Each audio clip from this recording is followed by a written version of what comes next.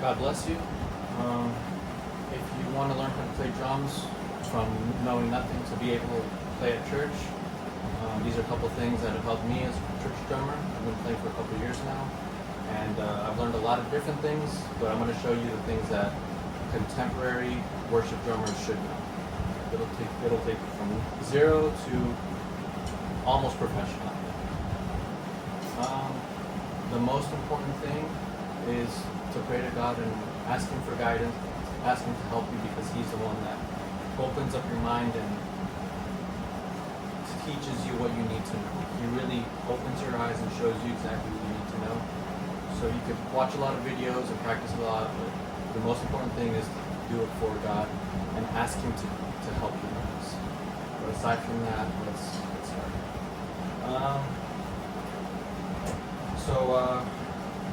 You have a bunch of cymbals, hi-hat, toms. This is the snare. Most important one, you'll hit this one a lot. Tom 1, 2, and Tom 3 are also known as a floor tom. This is a hi-hat. You can play it closed or open.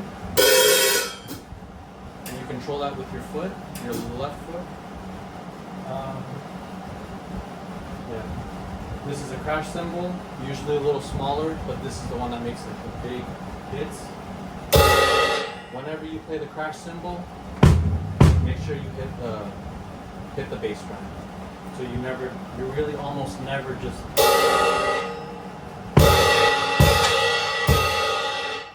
Whenever you hit the crash, hit the bass at the same time.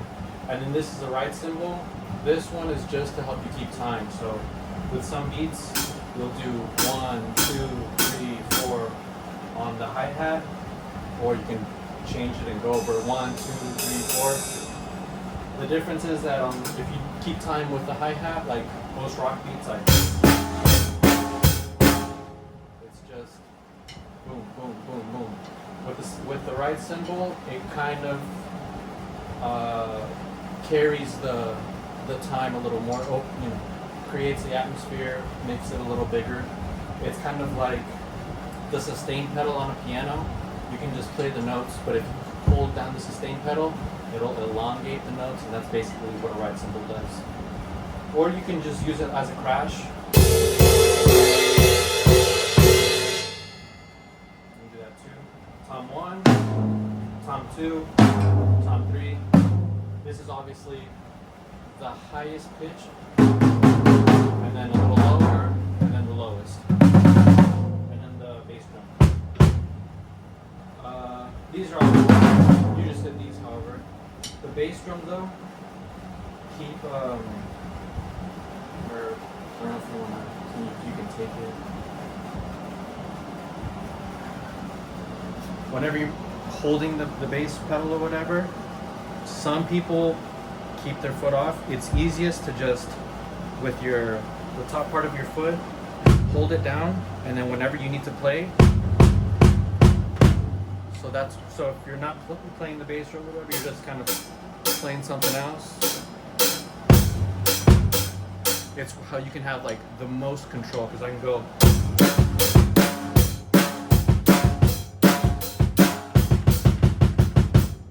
a lot of control that way. So that's like the best way to have it. So this is this setup, your toms, your snare, hi-hat, crash, and ride. You can have a bunch of other crash cymbals, different sizes, gives you different sound. But if you go to another church or another worship team or whatever, and they have a different setup, you should see these kind of basics wherever you go. So these are the basics. Now I'm going to go over some of the basic beats that I build upon when I'm at church. For contemporary worship, there's really just 2 beats that I use, and then I make variations of those beats depending on the song that I'm doing. The easiest one that you can learn in 5 seconds is the rock beat, and it's basically just using the hi-hat, the snare, and the bass drum, so you don't have to worry about anything else. And the whole beat, the entire beat is like on a 4 measure, which is 1, 2, 3, 4, and then it starts again 1, 2, 3, 4. Because some beats go on the 1 and 2 and 3 and 4, and they add extra stuff in there, or it goes even deeper, 16th notes, which is 1E and a 2E and a 3E and a 4E and a 1E and a 2E and it's like that. But this one's really simple. So on every beat, 1, 2, 3, 4, you'll hit the hi-hat with the bass drum. So 1, 2, 3, 4. And then on the 2 and 4, for every other hit, you'll hit the snare. So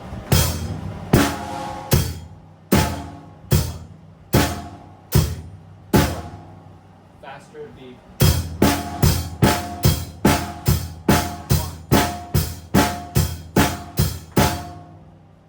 Take that beat, I use it a lot.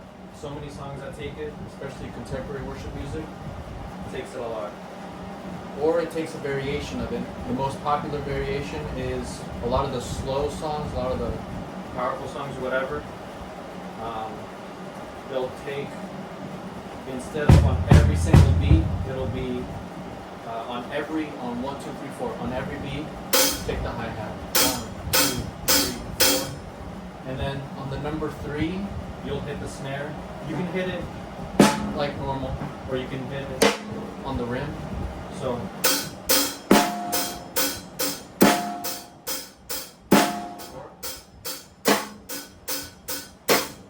your hands stay the same for this beat. So the first one that we saw was the rock beat. Now the worship variation of that would be your hands stay the same. The only thing that changes, according to the music, is the bass drum. So when you start out, you can start out on the rim. It's a lot cleaner. And then as the song progresses, change from the rim to the snare. I'll show you.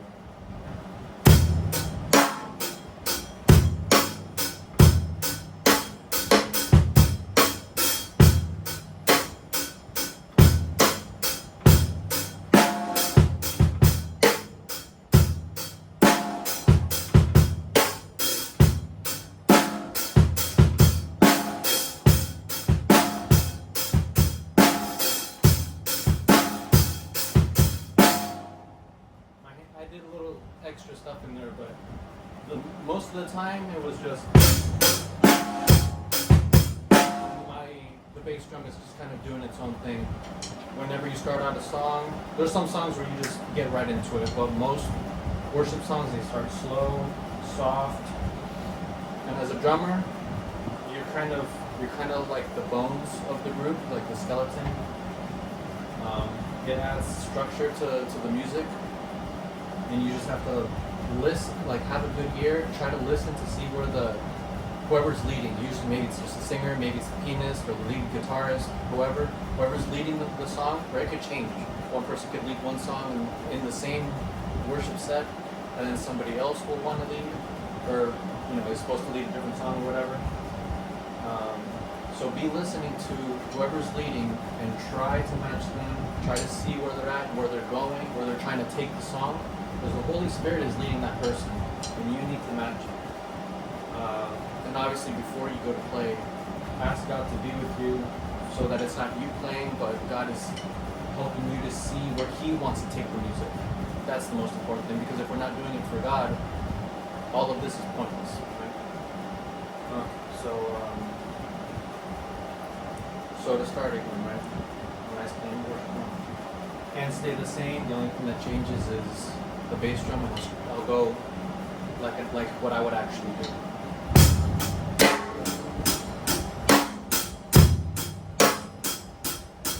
The hi-hat's closed, and I open it up sometimes for a little flavor.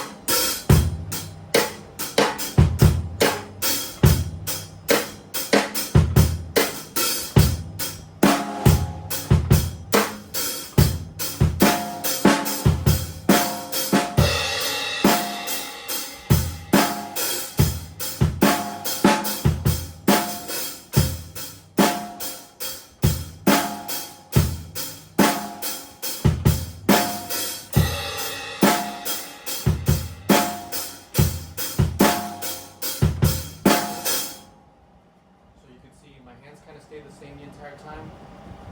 And the only thing that changed was The bass drum. And to get good at the bass drum, because in the beginning it's difficult, but to get good at doing something different with the bass drum than what your hands are doing, you need to practice on limb independence in the beginning. And limb independence is what it sounds like. Being able to tell both your legs and both your arms to do different things at the same time. So this one can be working on quarter notes. This one, maybe also quarter notes. This one, the bass drum, on a variation of different things. And this one, maybe just on the 3 on every beat. That would look something like this.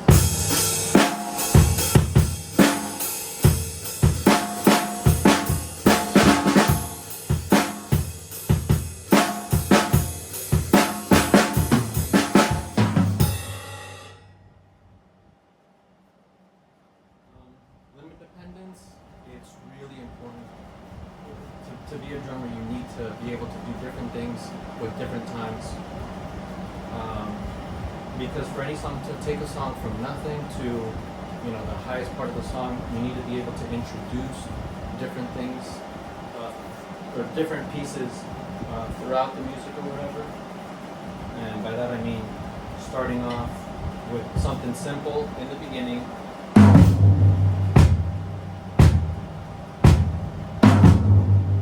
Like right now, quarter note, keep them simple.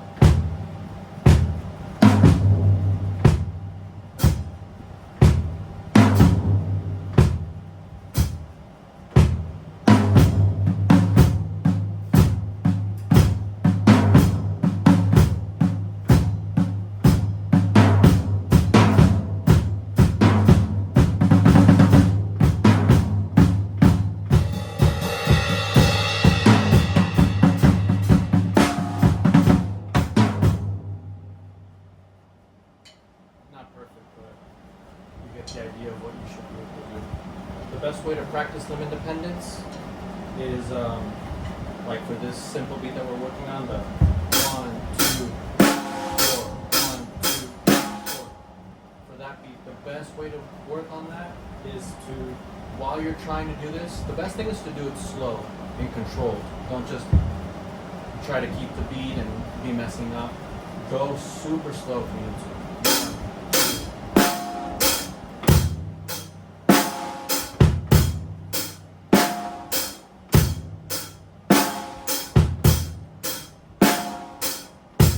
Tell your hands to stay doing the same thing and focus on your leg, trying to hit a different beat with your bass drum.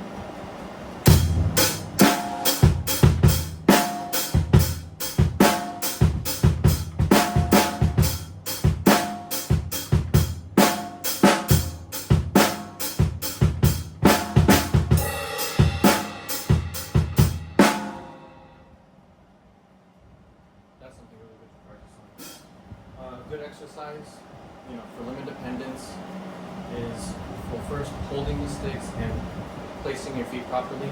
For the sticks, take it hold it between the thumb and the index finger.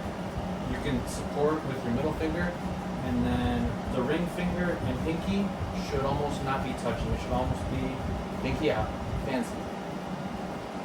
And then hold it kind of like almost like marching band style, but it's the best. Not the traditional way, but you can do that if you want to. If the spirit calls you to do that, go for it. Who am I to say you can't? But what I see most drummers do, especially contemporary worship drummers, is just like this. You get so much more speed. When I first started, I used to hold it guerrilla style, close grip. But as I tried to get faster and faster, it's tough. But holding it like this makes it so much easier. I'm able to roll. Rolling is letting the weight of the drumstick go down and bounce by itself, giving you like an extra beat. This is exaggerated, but just so you get the gist of it.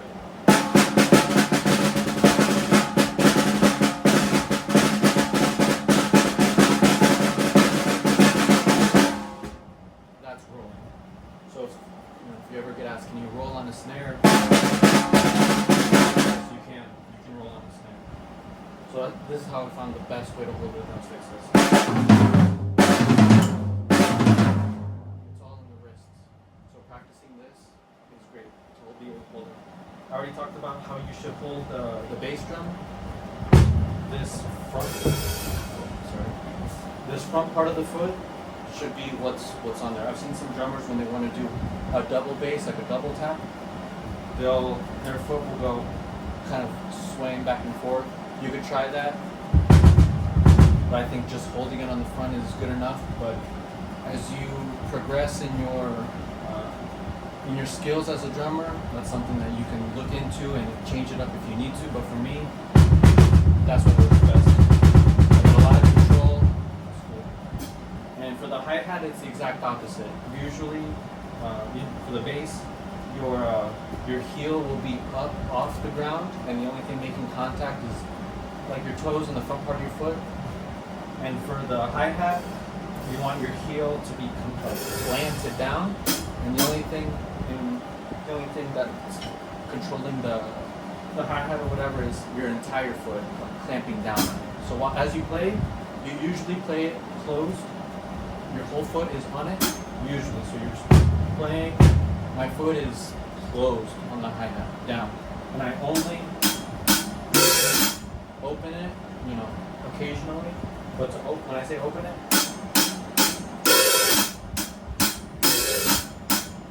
so my foot just comes up for that second. So 1, 2,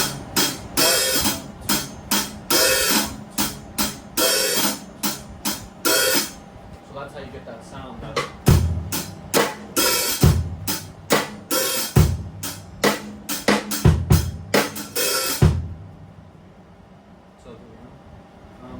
So knowing how to hold everything first is important. And then in limb independence exercises for your hands.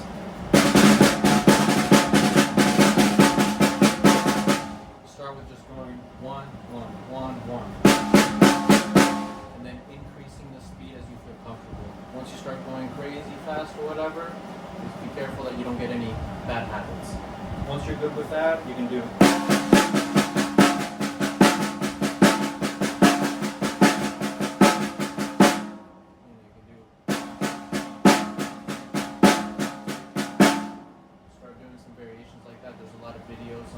different sticking patterns that you can learn. Those are good. They can help you out. But being able to just do different things with your hands, any exercises that you can find on Facebook for that, pretty good.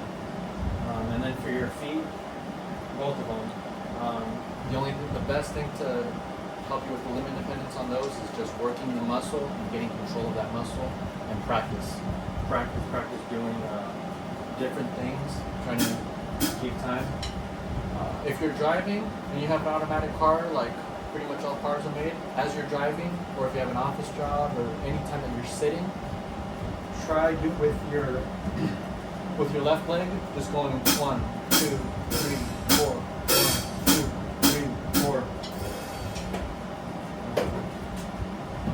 Can you see so let's say I work at an office and I'm just working my regular day. Keep your heel to the floor, your foot elevated, and just practice doing this. You'll start to feel the muscle, you'll start to feel it burn. Keep going. And it sounds kind of, is this really going to help me? Trust me, it will. I've been drumming for a couple years, but these things helped me to become a good drummer quickly.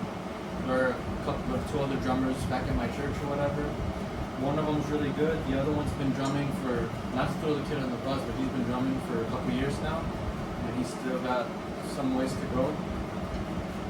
And it's little things like this that help me to go from not knowing anything to being able to play really great. I mean, all of the glory goes to God. I'm not good because, of myself or whatever, but God really has opened my eyes and shown me like what I need to do, what I need to practice to become extremely good. So this is one super good exercise that you can do. As you're driving, you're working at your office, you're working at home, you're sitting on the couch watching TV, whatever.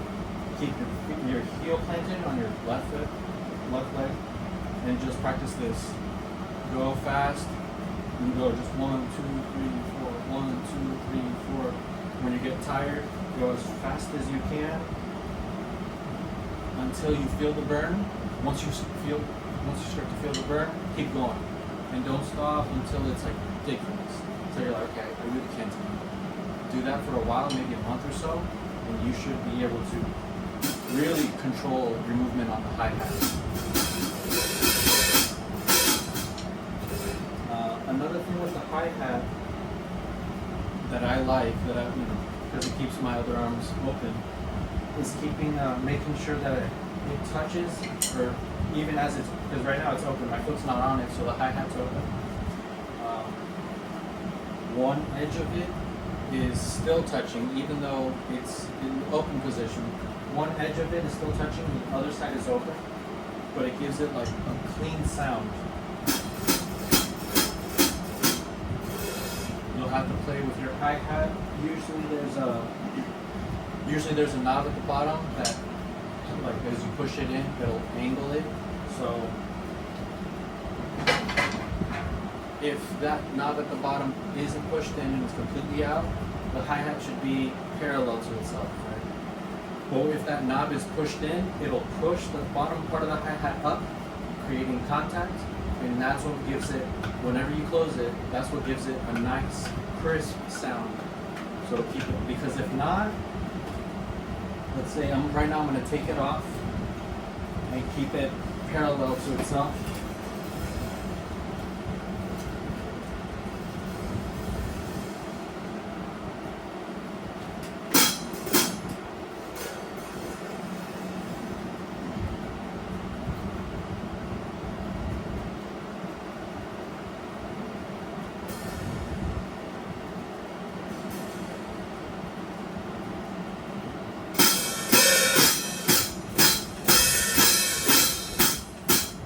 Doesn't give it as nice of a sound as when it's completely open. I also have it almost closed on top too.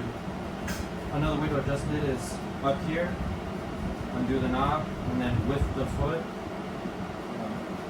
it'll go in or out. So make sure, play with the hi-hat, see how yours sounds. Because like the hi-hat at our church is different from the one here. Each one's a little different. It gives you a little bit of a different sound. Same thing with the cymbals and the tom heads. They're not all drum kits are built the same. So adjust yours as needed. So these are some things that I work with.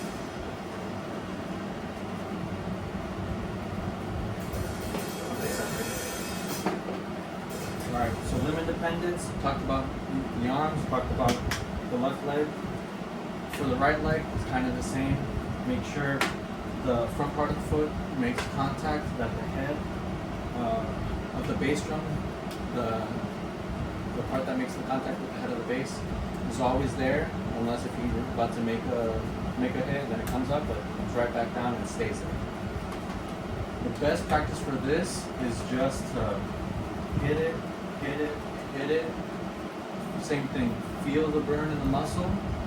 Because you could watch videos and learn how to do something. Okay, I can do it, but your body's not there yet. Even though you're not growing big muscles or anything to be able to play or whatever, but those little muscles that you do use for those movements, they're not there yet. So all this is doing is getting you physically ready to be able to do the things you want to do. In a church service, I'm never gonna play like this, for a very long time. I might throw it in there as I'm building up to like the top part of the song, but I'm not going to play the entire time like this.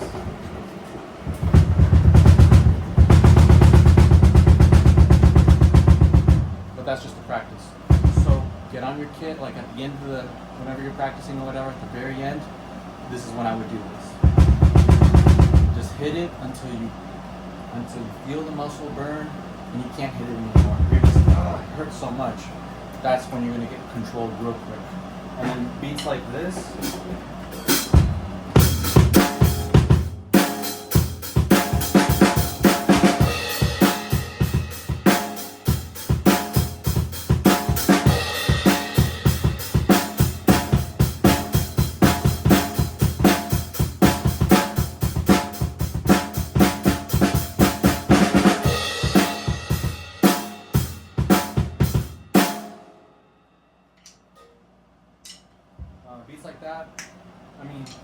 of me playing around with it. It's nothing concrete. But things like that, you can pull anything out of your bag of tricks. I mean, if you're ready for it. So, working on these things, you know, extremely important, you know, as you begin with that. I think we should end here for the first video. We can edit this part. But,